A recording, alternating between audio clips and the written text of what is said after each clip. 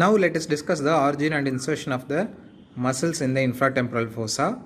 So one muscle we have already discussed, that is the insertion of the temporalis will be there in the infratemporal fossa. So insertion of the temporalis arises from the temporal fossa. The tendons will converge and goes deep to the zygomatic arch, and it is inserted into the coronoid process of the mandible and partly extending into the anterior border of the ramus. So when we cut and reflect this ramus of the mandible, we can see the origin and insertion of the other muscles of the infratemporal fossa. First we will discuss about the origin and insertion of the lateral pterygoid muscle. Right. So for convenient purpose, I am just taking this ramus of the mandible downwards so that we can correlate easily, right? So what is the origin of the lateral pterygoid muscle? If we just reflect, the roof of the infratemporal fossa is formed by the greater wing of the sphenoid, you have already seen. Here we can see a sharp margin. This margin is the infratemporal crest of the greater wing of the sphenoid. This will give origin to the upper head of the lateral pterygoid muscle. Then this is the lateral pterygoid plate. This is the lateral surface of the lateral pterygoid plate. This will give origin to the lower head of the lateral pterygoid muscle. So the upper head will be coming from here and the lower head will be coming from here. The two heads will be joining together, forms a tendon. That tendon will be inserted into, there is a small fovea just in front of the neck of the mandible. So in the neck of the mandible, that fovea is called as the pterygoid fovea. That pterygoid fovea will give insertion to the lateral pterygoid muscle. Right? So origin and insertion of the lateral pterygoid. So what is the action of the lateral pterygoid?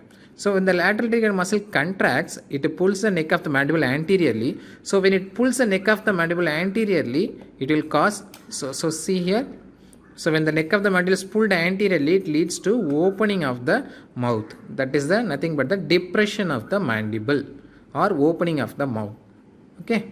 So this lateral pterygoid is the only muscle of the mastication that causes depression of the mandible or opening of the mouth. So this muscle is also commonly called as muscle of yawning. Right. So lateral pterygoid, depression of the mandible or opening of the jaw. Okay.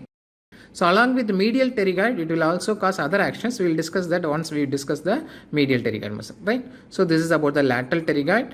Nerve supply to the lateral pterygoid is by a branch from the mandibular nerve. Okay, let us again take the mandible out.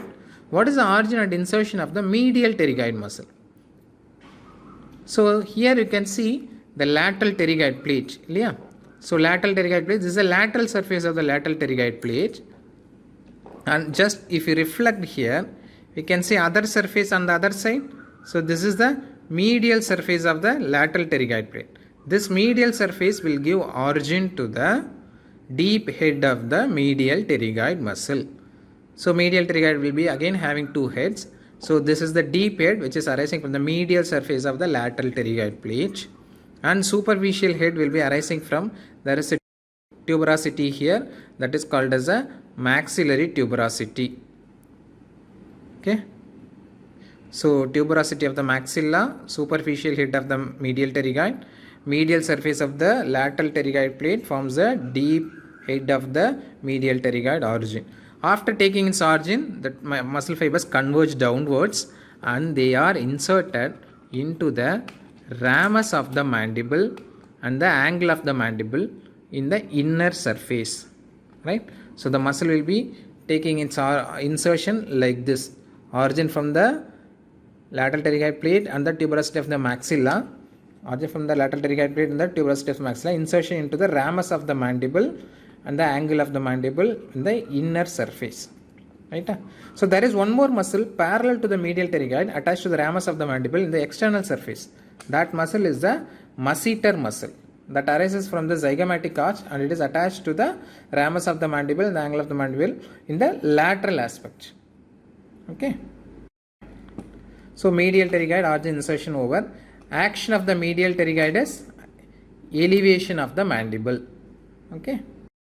When the lateral pterygoid and medial pterygoid of the both sides, when it contracts, it causes protrusion of the mandible. that is forward movement, protrusion of the mandible.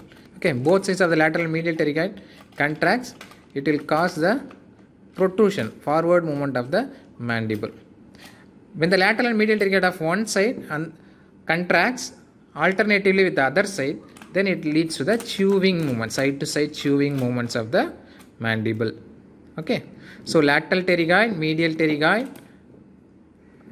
and then temporalis along with the masseter. All these muscles are muscles of mastication. Masseter, attachment between the zygomatic arch to the ramus of the mandible, already seen. So action of the masseter also elevation of the mandible. Okay. So this is about the muscles which are present in the infratemporal fossa. Medial pterygoid is also innervated by the mandibular nerve. Masseter is also innervated by the mandibular nerve.